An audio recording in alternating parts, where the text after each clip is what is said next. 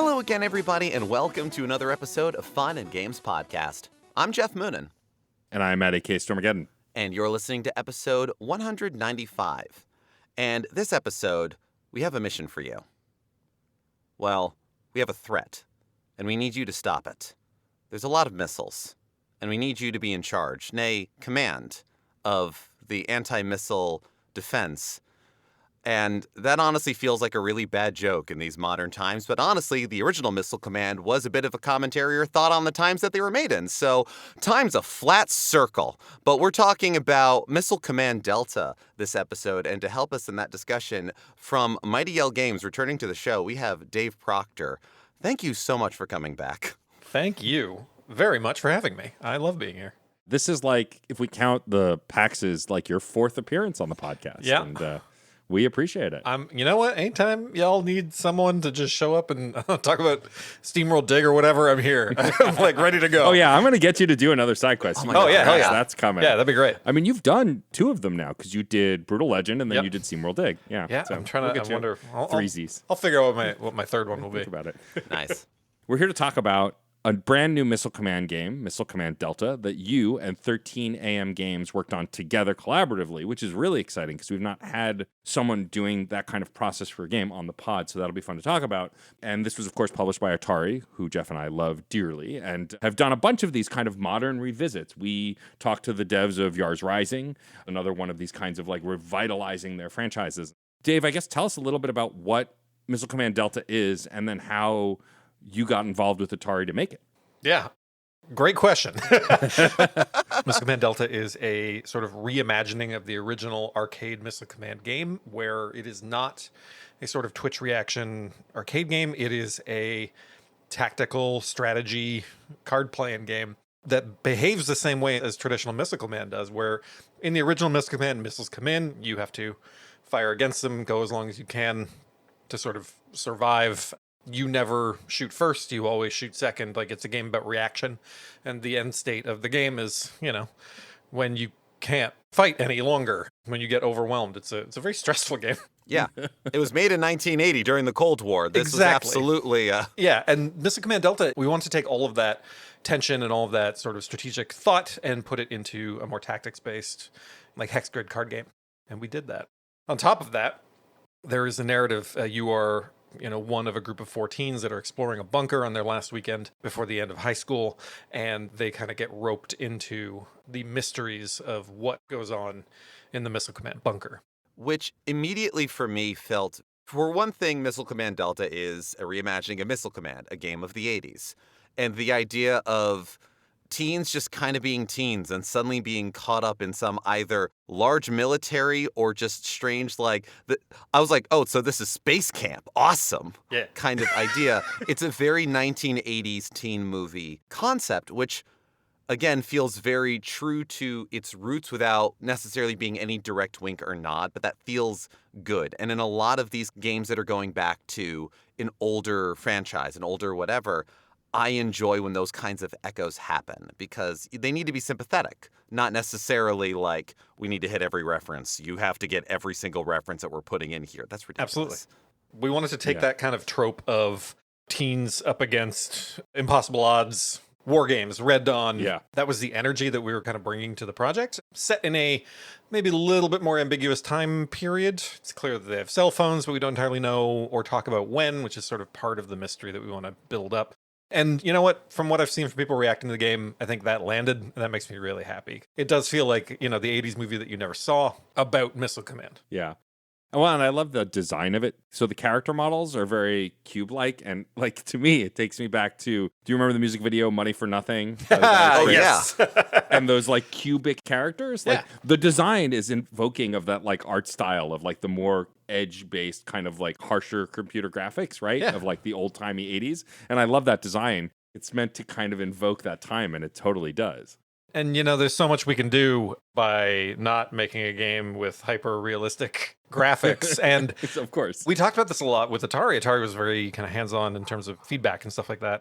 We decided really early on that super realism was not the vibe because we are putting people in a bunker that is concerned with an anonymous missile threat and the fears of military overreach and stuff like that. And we were like, it should just look fun to look at. Like, that should be the goal. And Mike, the art director at 13am, absolutely delivered on, I think, a really approachable and beautiful art style for it. Well, so you mentioned 13am, and it's not common that I see a lot of studios pairing together to develop a game. And so how did this start with one studio and then another studio was brought in? Was it always both of you from the beginning? Like, how did that happen? So, okay, the origins of this story, the origin story, if you will. We were talking to Atari years ago about, I was like, what are you guys doing with all them old video games that you got kicking around over there? And when I brought that up, they said, you know what? It's a really good time to be asking that question. From there, we started talking about, like, what can we do? What do we get to do? What could we possibly pitch you on? And they presented me with a list, which is amazing. And they said, these are the tiers of IP. I'm not going to tell you what's in what tier. Sure, but they said, also because I don't have it in front of me, but they were like, these are the things that we've done, the recharged versions of, which are Atari's like original arcade feeling, but like very neo bright colors and a little bit more touchy mechanics, like a little bit more sensitive. Yeah. And they said, if you did something in the recharged line, because that's how we sell those games, you'd have to do something really different. And my producer goes, what do they mean by that? And I was like, I don't know. Like, if Missile Command was a card game. And then I just like stared blankly into the distance for a while. And I was like, oh no. What it was. Oh, I have to make that now. I literally like cleared my week. Like, I am so much better at coding and making video games than I was like 2.5 years ago when I built this very crappy prototype. But I made a really rudimentary version of it. I was like, you place the missiles on these bases, you intercept, it's Missile Command, but it's card based, it's turn based. And Atari was like, yeah, that's cool. Let's make that together. And, we had an opportunity. 13am was freeing up on some work and didn't have a thing right away that they were working on. And we were like, the whole team was on All Systems Dance at the time. And I was like, you know what? We should just do this together. Truth be told, and I've said this in many interviews, Tom, who was the creative director on Missile Command Delta, is one of the most brilliant like card game designers I've ever known. He's got the brain for it, And I would have tried to contract him to do that anyways. And Unai, who is our narrative director, just like an excellent mystery writer, amazing sense of character. I would have contracted him to do that anyways. And I was like, you know what? Let's just get the whole gang in. And we brought the whole team in, and they absolutely crushed it. We did production oversight, and I did like writing passes. I took a lot of the story and did a lot of edits on it, but a lot of it was done by 13am. That's awesome. Yeah, fantastic. A significant amount. some would say most. But it was a pleasure because I started that company, with those guys back in 2013 when we all met. It was a real pleasure to get to work with them again. So I just like them. That's awesome. It's fun to hear about that kind of collaboration. Like, a lot of people want the arts and creative projects to have this vibe like, oh, it's you against the world, right? And like Geoff and I always dispel with podcasts, that's baloney. Yeah. Everyone works with everybody. A rising tide raises all ships. To see two separate studios work together on a single project to bring it to life and co-own it is just so wonderful for the collaborative spirit. And it's so fun to see that here. And what's funny, though, as like, I've gotten to know you over the years and have played several of your games. Some of the writing between the characters, and I know you only had some oversight, but there's some of that Mighty L charm in sure. some of how the structure of this works and the characters. And I love how 80s the character designs are too, like the jock, the rocker. Yep. You could have not leaned into the cliches, and instead you were like full speed ahead. And I, as a sucker for the 80s, like I'm like, let's go, I'm in, let's do it. That was definitely intentional. We wanted it to feels like the 80s movie, but it also feels very clear. The characters that Unai built are incredibly clear between the three of them because of these tropes, because of their designs that Mike did. Like, all of this stuff really lets you kind of pick a path with who you're talking to and how they interact with each other. And I did the amazing work of setting up this massive story. And there's a lot of choice and a lot of way that you can interact with people and befriend or upset the people in your group here. And he gave me the true gift of just getting to show up and do a lot of dialogue edits, which is my favorite thing in the world. Yeah. And that is a big thing in this game. There is a lot of dialogue choice. And now there's a lot of dialogue choices that happen in games nowadays, if only because it's just like, no matter what you pick, it moves the story forward, but sometimes you can be a little bit more of a snarky asshole or feel a little more heroic about it. The Pokemon problem, I suppose. Sure. But in Missile Command Delta, there are social consequences to Yep. how you go about these conversations, and it's not made immediately apparent because there are those cliches and those tropes that happen. People are, I would imagine, certainly I was, inclined to lean in one way or another. Yep. And Absolutely. that starts to play out differently. Did you ever at any point think, maybe we should let people know beforehand or like leave an early indicator, or is it just a bomb to drop later? We thought a lot about how much to telegraph to the audience about what you are doing, what you're changing. The best word I've ever heard for that little like indicator to the player that they have made a choice. I've heard them referred to as clementines, which I really like because of The Walking Dead. Clementine will remember that. Yeah. So when you put a little UI element in the corner that says you've made a choice, it's called a clementine, or someone called it a clementine once. And I don't remember who did that, but whoever they I are, will it's remember a that. genius, and I love it so much. And we decided against it. No clementines. Because a lot of what's happening in Missile Command Delta is we are trying to kind of push you a little bit off center and get you into the game, the mystery that we want you to experience. And we don't want to give you too much guidance as to how you're experiencing that. We've toyed with like meters and stuff like that to sort of indicate friendship. But ultimately, I think this is a less is more game. You're going to watch that you said something to Marta, and then later she's going to have a reaction. And then you're going to be like, oh, that's because I did this. It's because I did this thing. And there are branches for each of those characters. There are ways that you can sort of progress each of them. There are endings that you can progress depending on how you make choices throughout the game. There's even a completely, like my favorite thing in the game, bananas ending that you got to try to get a little bit more of the secrets to access. The dog was the mastermind kind of ending. The dog was a mastermind, absolutely. Silent Hill 2 kind of thing. Yeah. And that kind of stuff, I think it's fun to let those things happen organically. Case in point, we've watched people have a hard time with the very first missile puzzle that you're presented with. They click a missile and then they hit spacebar and then everything explodes and they're like, oh, I have to put it on the base. And then the second they get that, they're like, oh, I understand everything. I'm the best in the world at this game. And just that little bit of friction, I think, goes so far, is so fun to just make people go, no, I can do this again. We also didn't make a 40-hour game. So if you want to go back and you want to talk to Adele more, you can do that again. That's the game that we wanted to build for you. I love that you brought that up because when I thank you for providing Geoff and I code so we could play this game ahead of the interview and Yes. toy around.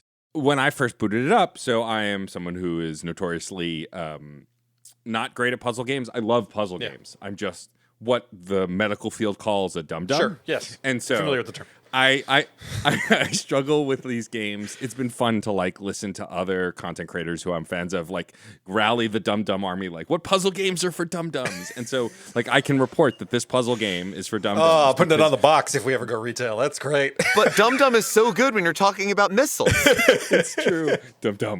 The only dud is you. Yeah, right. But when I got to that first command, so for listeners who haven't played the game yet, there's a tutorial area where you kind of wake up in the bunker and it seems like it's a flashback where you are a talented anti-missile person and you're going through the training regimen. And so there are kiosks and they basically don't tell you anything. The instructions are on the wall, but they let you kind of, like you were saying, that little bit of friction. And I did exactly that. I sat down at the first desk and went, all right, missile. No, that didn't work. Oh, I died. What? And then I got up, I read the wall and went, oh. And then I went back and I aced the first one and went, oh, I'm brilliant. Yeah. And it encouraged you to explore your surroundings when you're away from the kiosk. Yes. Correct. Also And a key part of the game. That's and so, conveyance, like, baby. yes. that was the fun part for me is like my initial thought when I tried playing and got stuck, I was like, oh, this isn't a game for me, which is totally Sure. okay. Not every Always. game is for everybody. My favorite kind of puzzle games and card games are like the one you built where you get to some friction and you struggle a bit and then you overcome it pretty quickly. So you go, oh, I can do this. Yeah. It's sort of the Dark Souls thing in the sense that like those first enemies are pretty easy to kill, but they give you some trouble. Then you get to the first boss and you get smacked down, but you're like, well, I want to try that again. Or like a Metroid game when you get to the first boss and you're like, well, that was hard, but I want to try again. Like, I love when puzzle games like this give you this opportunity, and I absolutely felt that. And so my guess is from the jump, that must have been part of the design element because this doesn't play exactly like the original Missile Command. And so you were changing how Missile Command works while still retaining the ethos of it, I guess, of the game. That is exactly, I mean, that's how we talk about it in our two studios. It's like we wanted to take all of the stress of playing Missile Command, the action game, and take all that same thought process and just let you stop and feel it all at once. And it's more terrifying because of that, I think. So much more. Like there are boards that show up in the game, there are puzzles that show up in the game where you are up against like 15 missiles all around you, and it's really overwhelming. It's terrifying feeling. And, I don't know, maybe that's the one where we're teaching you how to use a shield and you can do it right away and it feels great. Geoff, you said exactly the thing that I would have said, which is we want you to know that this game is not just a bunch of missile terminals and then a story outside it. It is two things that are connected. So if you don't do good at the terminal, you might walk around, maybe you'll find some more missiles lying around. Maybe you'll find information that you didn't know. Maybe you'll talk to somebody and they'll give you a tip or something like that. Like that's maybe you'll open a secret door and you'll have trouble sleeping that night. I found that secret. The one they are watching you. Potentially the Morse code one? Yes. Yeah. I have been playing the game again, and I haven't actually done like a full playthrough in a very long time. Like with secrets and stuff. So I found this one secret room, the one that you're alluding to right now. And I walked into this room and I was like, oh man, this is messed up. Who did this? And I was like, oh, that was my idea. Whoops. And it's early enough in the game, or I found it early enough in the game, that it was kind of still finding the shape of things. Yeah. And so not knowing what could happen, what would happen, which again is the tension, which... Yeah, Missile Command as the arcade cabinet controlled with the trackball, that is your way of like frantically moving around trying to stay on top of things in a no-win situation. Yeah. That's how it's designed. Yeah. This is made to be different. Very delightfully, whether you're exploring the bunker or you're doing any of the missions themselves, none of them are twitch reflex, but all of them are filled with tension and dread and inevitability. Yeah. So the emotion is there, but in a very different way. And sometimes it's very open, and sometimes it's very claustrophobic. The question becomes, am I in a no-win situation? Which I think is a different energy. Yes. Yeah. Which is sort of a question that Missile Command is asking you, but the answer it's allowing you to give is no. And you continue to fire missiles. And Missile Command Delta is like, is this going to go badly for me? Very much from a story perspective, like we're very forgiving in sort of what we want you to experience, but the game can also punish. Well, yeah. Games as they are designed, they're made to be played. Thus, anyone who is engaging with them, especially people who regularly engage in playing video games, are there to win the video game. Yeah. Whether that is I'm going to get to screen 256 and cause integer overflow, or roll credits, whatever it is, I'm going to beat this one way or the other. The notion that there might be a no-win situation, that's impossible. But what if there was? What if it could be? There is that guidance of, like Matt was saying, the posters on the wall in the tutorial that you can find for information. There's things to pick at and secrets to employ. After a while, you find enough cards. There are no major hand-holding, but there is plenty of those hidden guardrails of game design helping you out. But I like where, game design is nowadays. This is just me getting a little high-minded on things. I played Blueprints not that long ago, and I'm just delighted by the fact that point-and-click games are back in the best way. Oh, yeah. And kind of in a way, this is I want to call it a point-and-click game in the best way, but I feel like people are going to get the wrong impression there. But it is that idea of apply what you have to the solution. And that's really what it is, whether it's missiles or card keys or Morse code. Yeah, this is how we want people to think. I like that. The thing that was fun about this game, too, is so the first wall I hit was there's a terminal after you go through a series of 4 terminals as the lead character after the tutorial, where the last terminal, like you unlock another terminal, and that terminal is the first one you use your cards for. Yes. You don't just have a set of missiles. You can only use the cards you have. Yeah. You can use 7 cards. I only had 7 cards at that point. I don't know if you can get more. I think I had 8, and I think that's the most you can have. So you're pretty close. And so I spent an hour probably trying to beat that puzzle and couldn't, and went, okay, I'm too dumb for this right now. I'll come back to it. But what's fun about it is, so for one, you can hit escape at any time to restart, which I was annoyed by at first because escape is my default, like, oh no, escape. Oh no, I kept accidentally walking away from the terminal. I'm like, fair. Damn it. I'll write that down. But it ended up being a boon because on that puzzle, I wouldn't have to go through 3 stages to realize I failed. Yeah. I could tell by the first stage I failed, hit escape, start over. And it actually made restarting the puzzle much easier. But what I loved about that is I didn't blame the game. I didn't say this game is not working right or doing something wrong. It was me. I was like, I'm the dum-dum. And that's fine. Because the way the card system works, also, you devs and your secret card games, I just played Fretless, which was a secret card game. Yeah. Like, all these games are secret card games now. What's going on? I love card games, but it's just very funny because knowing you, I might have also guessed it was a card game, but again, I didn't really know. And then getting to that first area where I picked up a card, but I couldn't use it, and went, oh no, I know what this means. Yeah, we got you. I like the diversity of that style and that you kind of ease people up to it, right? You give them a set of cards just standard in the early machines. You could just pick what you need to succeed. You have more freedom. You have more cards. And then you pull them in with like, well, now this one, you have to use what you got. Yeah. Can you figure it out? I imagine there was a lot of testing to kind of figure out how much runway to give the player without it feeling too easy or too hard. Yeah, there was a lot of iteration on like the pace of this stuff. Tom did a lot of like we have a secret debug room that's just like every puzzle in a line. It's just like how many of these do we want people to experience. The one that you unlocked too is also optional. That's the thing that like, oh, that's an optional one, because you have to. So this is how the game is built. You can get through the entire game without collecting a single card, and you can beat every one of those terminals without collecting a single card. Because we give you, when you boot up a terminal, we give you cards. They say these are the missiles that are available to you. If you find other cards, we will give you a terminal that'll be like, hey, you want to do a little supplement? You want to add some cards? And you get to add some of the weird stuff that you've brought in, which are usually like cheaper to use or have various effects that you don't necessarily see on the board at the time.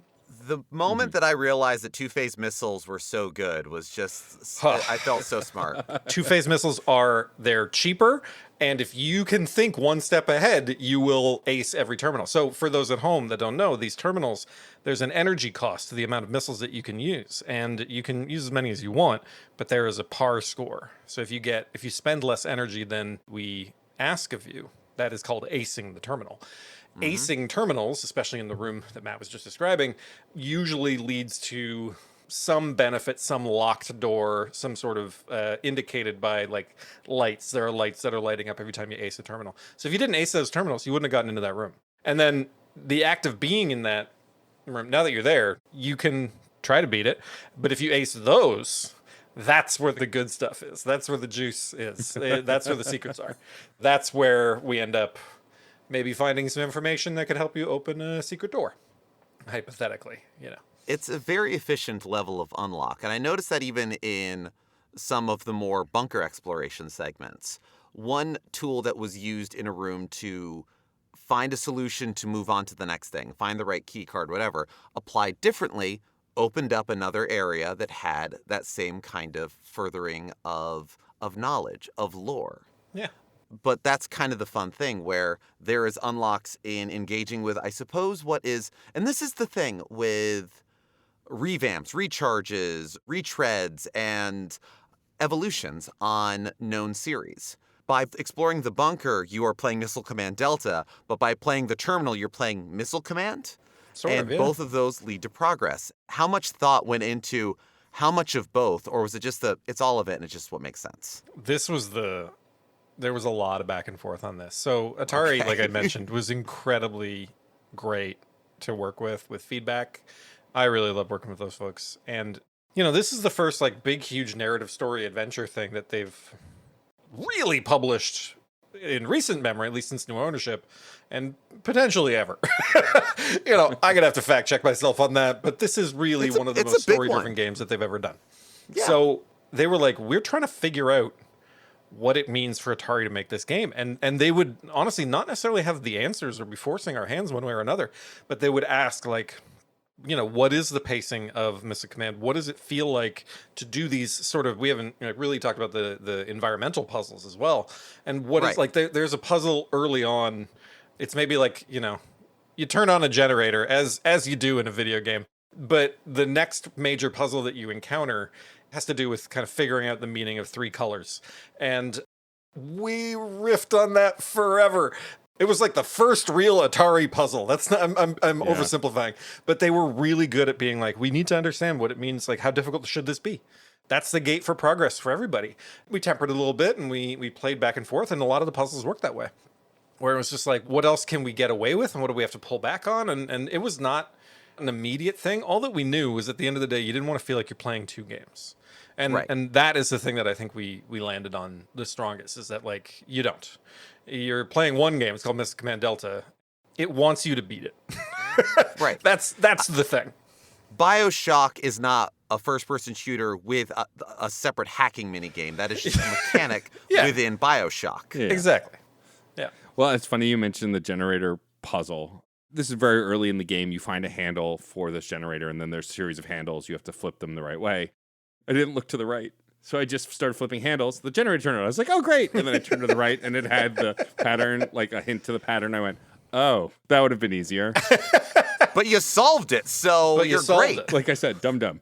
But it's fun how intuitive you're using the environment. Like we talked a little bit about before, but it sounds like the environmental design, especially because there's an aesthetic to this. Like even on the splash page for the game, it says, experience the Cold War, this dusty command consoles. You must have spent a lot of time, like really from the art side, really deciding, what does this look like? What does this feel like? How do we give this vibe?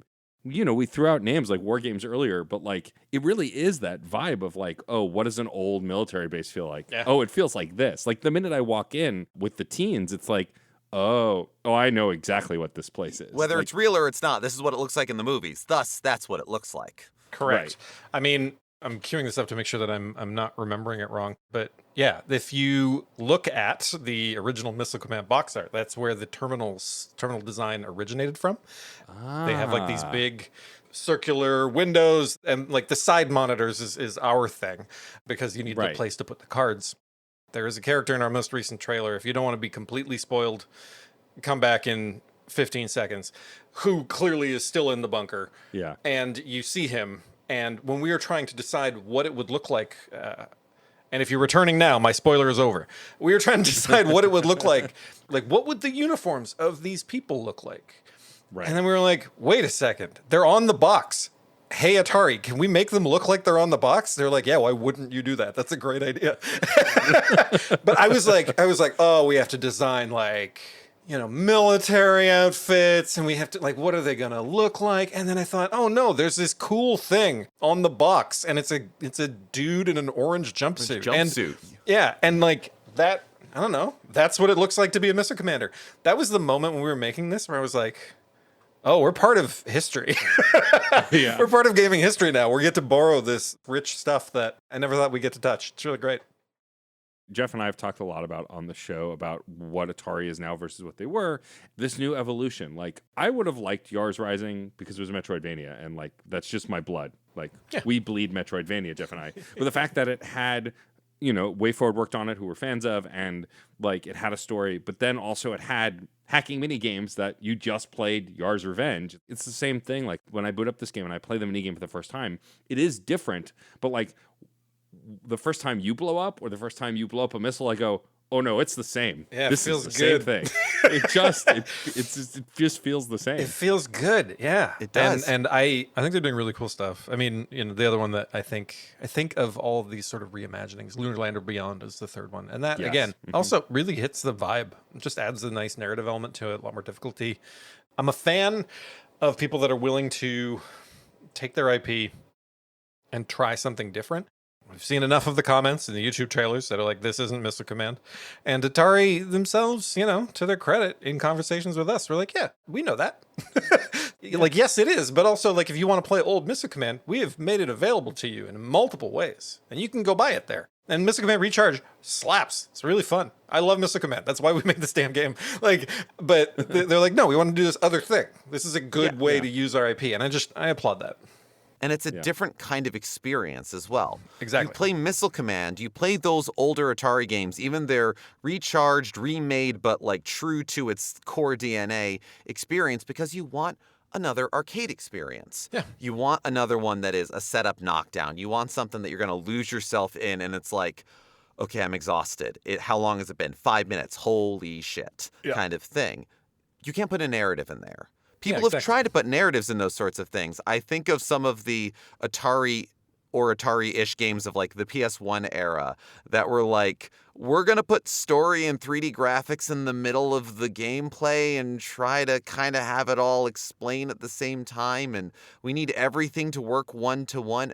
Sure, it can work, but you're going to have to thread a lot of needles to make that happen. 100%. Whereas integrating like this is, I find, a better approach. Yeah, it's a completely different experience. I'm glad you brought up those comments of this isn't my missile command. It's the same people who are like when Mario first went 3D, this isn't Mario, or right when Sonic first went 3D. Like I said when Breath of the Wild came out, I was like, oh, an open world Zelda? That sounds terrible. That's not Zelda. Sure. But that's not even true. Zelda 64 was sort of open world, right? Yep. So like games innovate by trying something new and different. Sometimes it works, sometimes it doesn't. But the people standing on the sidelines going, that's not my whatever, it's like, well, fine, then don't play it. This was never going to be for you. You right. are upset. And those people Yeah. are going to miss out on some cool stuff, man. Yeah. Not Yeah, just Missile totally. Command Delta, but a lot of stuff. Yeah. Like, we're friends with Strain Scaffold, obviously. Like, their Ninja Oh, Turtles the game. best dudes. Tactical Takedown, TMNT Tactical Takedown came out this year. Right. I love it. Chef's kiss. It's amazing. It's one of the most interesting beat 'em ups I've ever played because it's a tactics game. And, Yeah. I loved it. You could look at it and be like, well, this isn't Turtles in Time. And, like, that's correct. And nothing will ever be Turtles in Time again. And we can all play Turtles in Time whenever we want. And we can move forward and try this other stuff. There's so many games out there. And if you just play the same stuff all the time, I mean, I don't know. I'm indie till I die, right? Like Right. or until something terrible happens.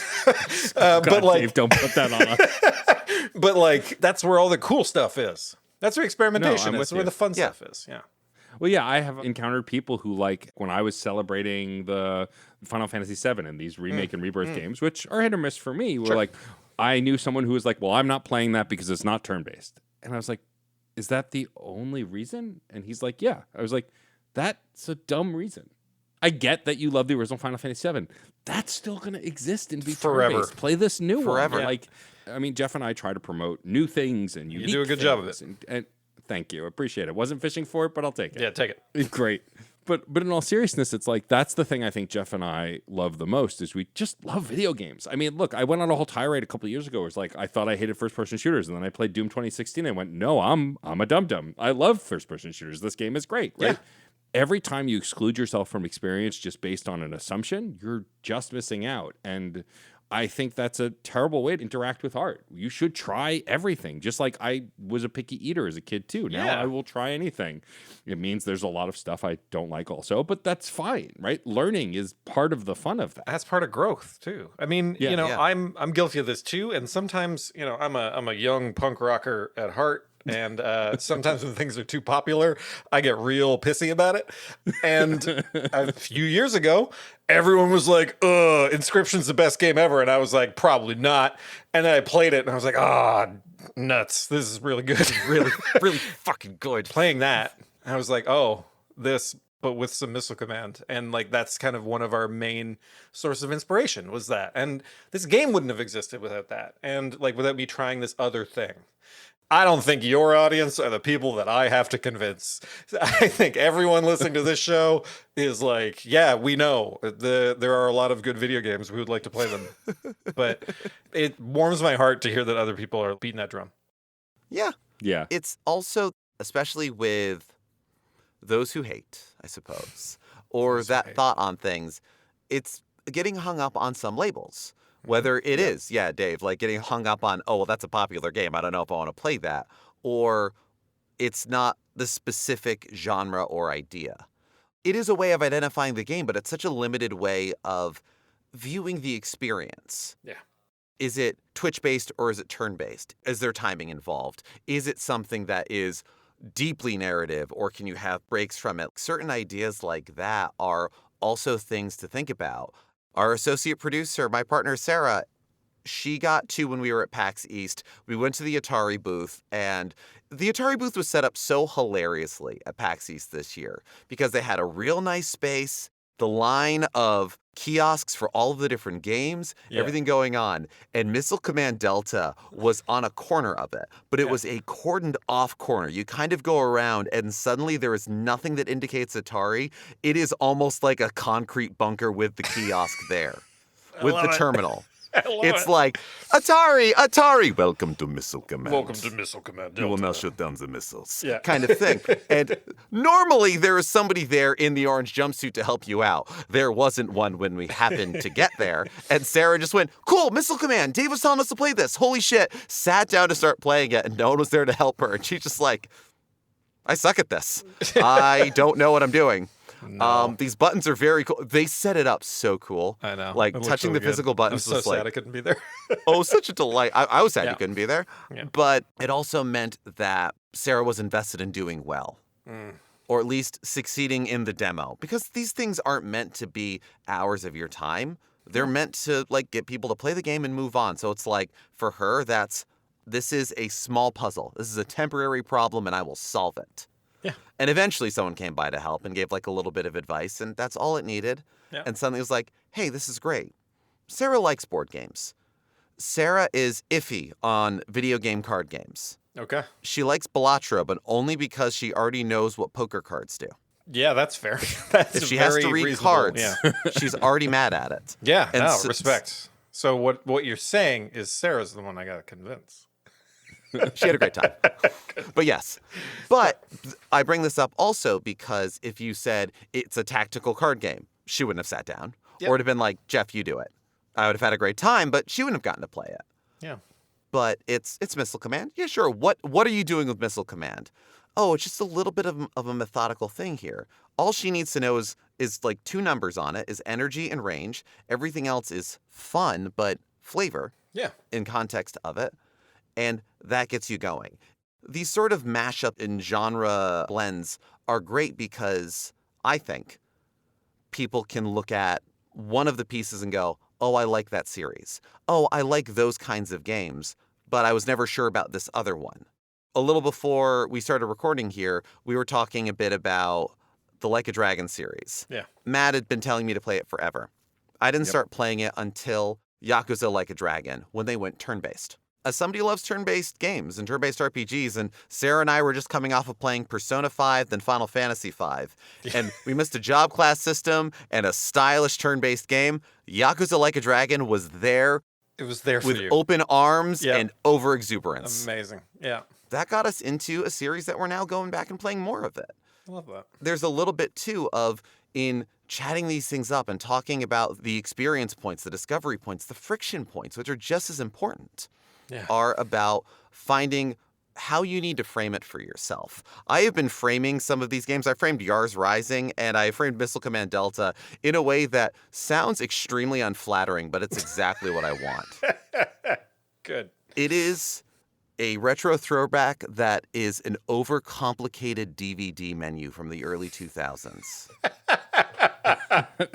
Early 2000s. I might not put that DVD one on the menus. box, Geoff. No, please don't. Please don't. This is I'm telling you because I want this to be a funny discussion point. This is not my great theory. Thank you for coming to my TED Talk. Yeah. Look, I like playing solitaire a lot. What is solitaire but just putting cards in order and then suddenly they explode? Yay, if I'm doing it on the computer.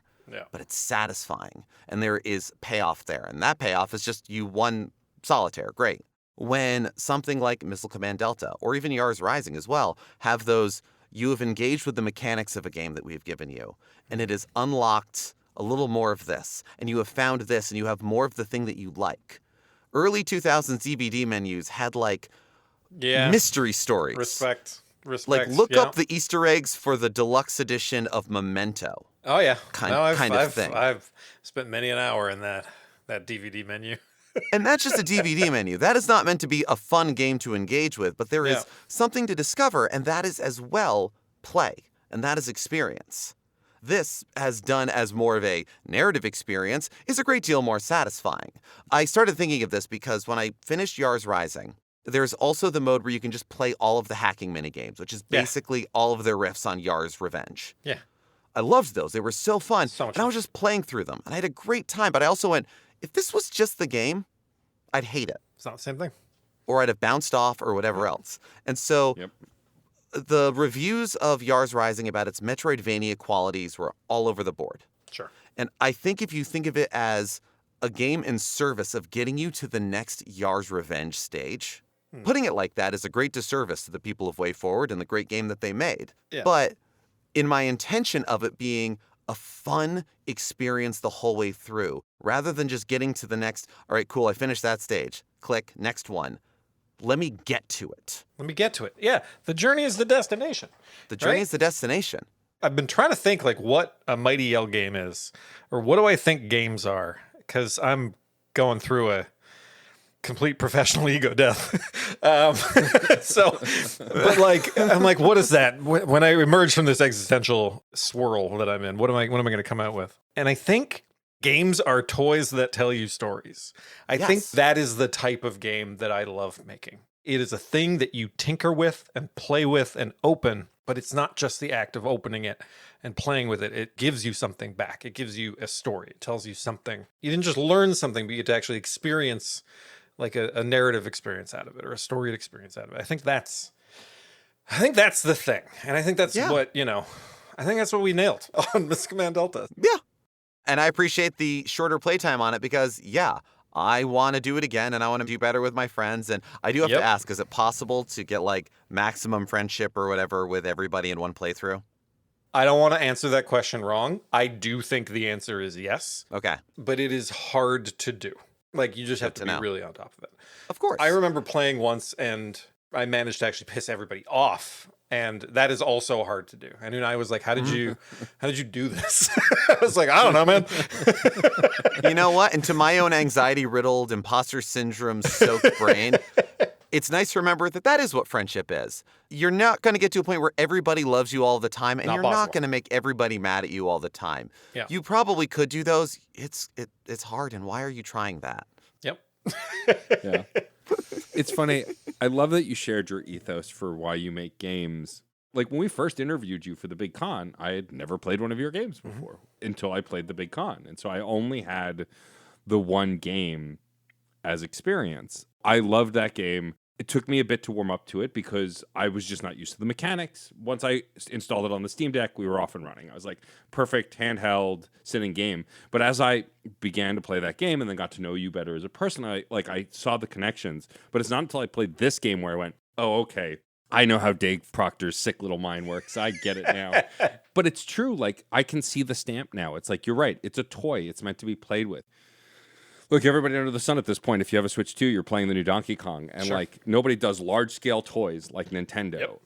I love a game that makes me cry, heartfelt story, pain. Look, we've all played Expedition 33 this year. We've all felt that pain. But like, not every game needs to be that. Sometimes I prefer games where it may still make me feel something, but ultimately the act of playing it is like, ooh, this is a toy. And I get to figure it out and play with it. Like some of my fondest memories as a kid was playing with action figures and making Superman fight Goku, right? Mm-hmm. I really get that, especially from Missile Command, between the discovery, the exploration, interacting with the characters, sitting at the terminals. Like the terminals themselves feel toy-like, right? Yeah. Just the design and the interaction. Yeah. It feels like I'm sitting down at an arcade, basically. Like the thing they had at PAX East, if Atari just started shipping those out to arcades, I'd sit down at those terminals and play. Oh my god, are you kidding? We tried to get it shipped up here, and like I don't know, customs was a butt, but like it was. Yeah. Anyways, sorry.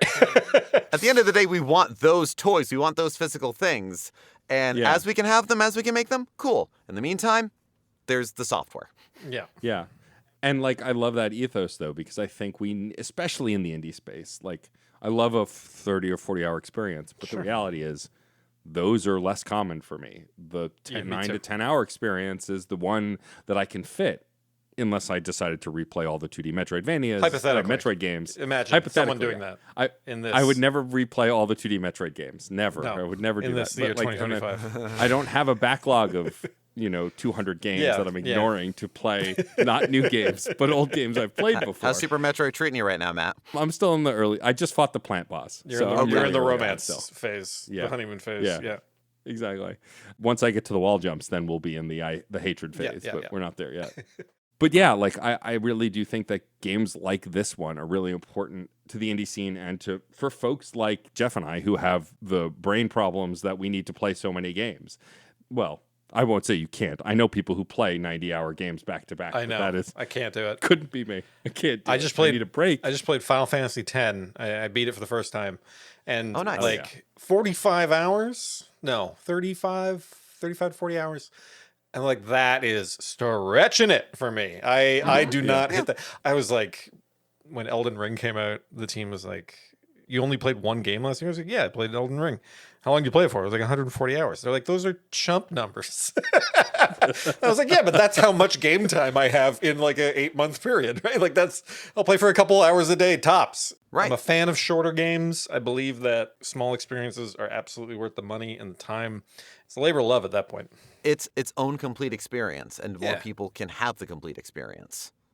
We are not trying to pad the thing. We are not trying to make it feel too full. We're not trying to waste your time. We want you to have the game that you're going to have. And yeah, we've made it so that you can come back and play a couple more times. You can see all those endings. Like, I think that's worth it. And I think that's a valuable thing to offer to people. But, you know, if you play this game 6 times and you've seen everything that you think there is to see, then that's okay. You know, I'm not like the Blueprints being like, I don't know, maybe there's more content. Like, I can't. No, like there is a concrete end to the amount of stuff in this game. I will confirm it verbally on this podcast. Did you unlock Missile General mode? You get promoted. Yeah. No, you don't. But there again, if you've done like 6 playthroughs of Missile Command Delta, then yeah, you've done tens of hours of play. Yeah. Great. Happy to do it for you. Some of these other games, it's just like you get in one playthrough, you're doing 40 hours, and it's just like, well, I've completed the game. I've gotten so much fun out of it. Gone back to it a bunch of times. I haven't hit 40 hours, and I'm happy. Yep. I'm happy to hear that. It means a lot. Dave, it's always a pleasure to have you on the show. Thank you for coming back and chatting Thank about you. this game. I'm sure we'll chat about more games in the future. Oh, yeah. If folks want to pick up Missile Command Delta, where can they find it? Where can you play this game? Yeah, anywhere fine video games are sold. We did a full sim ship on this bad boy, so you can get it on your Xbox Series consoles. You can go to your PlayStations, not PlayStation 3, but you know, No. the later PlayStations. It's on Switch, Switch 2, PC, ready to go. What would it take to do a PS3 release in the year 2025? I do think I'm gonna write some checks that my ass can't cash. I do think that the PS3 can handle it, but I'm not about to do that not right making now. I can't figure that out, but if somebody out there can figure that out, I would love to see that happen. Also, how did it feel to do like the simultaneous ship like that? It was This is the first cool. Mighty L game that got to do that, right? Yeah. And again, 13 AM really did the dev on this one, and they've done that stuff before, and they crushed it. I was talking to people today about how you try to stick around for a long time in the industry, and I said it's not by hiring all the people that you need on the team, it's by making sure that you can connect with people that can do anything, and like 13 AM can do anything. And they really floored it. Anyways, the game is available pretty much everywhere. I bet you $5 that you will just look on your favorite thing and you will find it and you'll play it and you'll have a great time. And it does run great on Steam, on the PC, and on the Steam Deck. It has great mouse controls and controller controls. Like, it really translates well to both. Yes. So really highly recommend Thank that you. folks Yes. play it however they can get their hands on it. When you make a game, you get Steam keys and they're very easy to get. You can get a lot of them and you don't get as many PlayStation keys. So I'm playing it on PS5 right now. I treated myself like, no, I'm taking one of these and I am having a great time. Excellent. Yeah. I'm unfortunately at that stage of my life where I have the brain poison of like, I have it on PC and it's great and it runs great, but I also just got a new Switch too. And, you know, it'll probably run real good too, right? Yeah. What if I got it on my Switch too? So the thing that they don't tell you is that That's you can true. buy this game as many That's times as true. you want. That's great. And, you know, if you pick it up, I hope you love it. To everybody listening, remember, it's a game that we want you to finish. If it puts up a little bit of friction, that is part of the experience. But, like, I think you're going to love it. If folks want to find you online, Dave, or Mighty L, where are the best places to go do that? You can find at Mighty Yell pretty much, I think, everywhere. We're not on that other site as much, but we post a little bit more on Bluesky. I am Positive Laser everywhere. 13am Games is at 13am Games. Please find me. Tell me that you like the game. Tell me you didn't like the game. That's fine. But if you pick it up on Steam, write a review. It's always helpful. Also, even if you haven't had a chance to pick it up, wishlist it.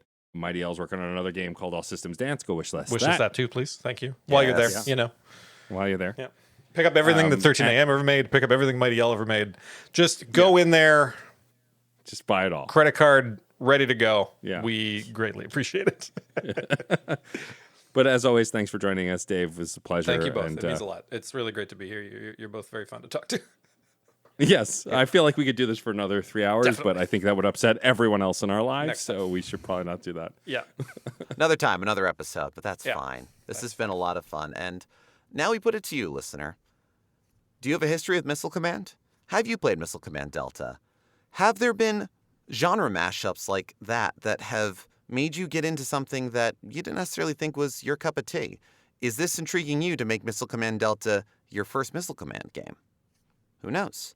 We don't know. You've got to tell us. Let us know. There's so many great ways to reach out to us. We're Fun and Games Pod across all social media that we are active upon, which, as of this episode, is Bluesky, Instagram, and Tumblr. You can email us at funandgamespod@gmail.com. Let us know what you thought of this episode, what you thought of previous episodes, what you'd like us to talk about, and who you'd like us to talk with on future episodes. If you have an original Missile Command arcade cabinet in your basement or in some nondescript bunker somewhere and have a picture of it, send it to us. Give us no context. Type an ominous message. Make it difficult for us. Make it a goddamn mystery. You can also visit certainpov.com and find other fantastic Certain POV podcasts and a permanent invite link to our Discord server, where a lot of these discussions happen, and also another great place to try to turn something into an ARG out of just strange, ominous pictures. I don't know why this is my thread today, but this is the needle I'm holding. If you like what we're doing and want to support us and have the means to do so, or want a one-stop shop of all the things Matt and I are working on, we have a Patreon, patreon.com/funandgamespod. There is a free tier, so if you want to take part in the polls voting on what our next console retrospective will be, or have access to the RSS feed of all of our episodes and what we're working on, you can find it all there. We are so grateful for all of our patrons and all of your support, and we especially want to shout out those on the high scoreboard. Today, the high scoreboard is Alex Lavelle, Case Aiken, Daniel Nyden, Alejandro Alves, Chris Copleen, Curly Bright, Film It Yourself, Patrick Edwards, Robert Prine, and Sean Bowen. Thank you so much for your support. Please enter your initials. The vowels are hidden behind the door with the blue key card. Another free way to help us out is to go to your podcast platform of choice and rate and review us. It helps us combat the mighty algorithm and its deadly missiles. So we can, if when people search Missile Command Delta or that crazy guy from Canada, they will find this podcast. But we really appreciate any rating and review on any platform, literally Apple Podcasts, Spotify, Good Pods, Pocket Casts, doesn't matter. Wherever you can rate and review is a really huge help to us. Also, if you're going to be in Seattle in September, Geoff is also going to be in Seattle in September. I'm not making it to PAX West this time, but Geoff and Sarah will be covering on behalf of the Fun and Games crew. I'm sure Geoff will get last minute added to a panel again, as usual, but beyond that, we will be walking the floor, chatting with devs and hanging out. So feel free to say hi if you see us. Yes, please do. I'm also now thinking about, like, the true modern adaptation of the 1980 Missile Command is trying to deal with the algorithm of social media or, like, a YouTube algorithm. You never really win. You just do your best, and inevitably it overwhelms you. That's the next game. That's the next That's the one. next game. That's something out there, Jesus. But hopefully, if things haven't overwhelmed you too much, if you're a big fan of Missile Command, if you're a big fan of Mighty Yell, or if this is your first episode of Fun and Games, thank you so much for being here. We couldn't do this without you. This is a conversation. Thank you for being a part of it. I'm Geoff Moonen. And I am Matt A.K. Stormageddon. And happy gaming. Do you find yourself playing older games and wishing that there were new discussions about those games? Enter Tales from the Backlog. Hi, I'm Dave Jackson, and on each episode, I'm joined by a guest to break down those games that may be stuck in your ever-expanding backlog. Each episode looks at one game in depth, focusing on mechanics, story, music, and other aspects with no spoilers until a clearly marked spoiler wall in the middle. If you've played the game, go ahead and climb that spoiler wall and enjoy in-depth story discussions, and if not, jump out when we warn you and maybe go play that game for yourself. We have over 100 episodes in the feed, everything from Disco Elysium to Tunic to discussion episodes about how to get into horror games, and if games actually need to be fun, or if they have more to offer. I guarantee that there's something in there for everybody. Once again, that's Tales from the Backlog, available wherever your podcasts are found. CPOV. CertainPOV.com.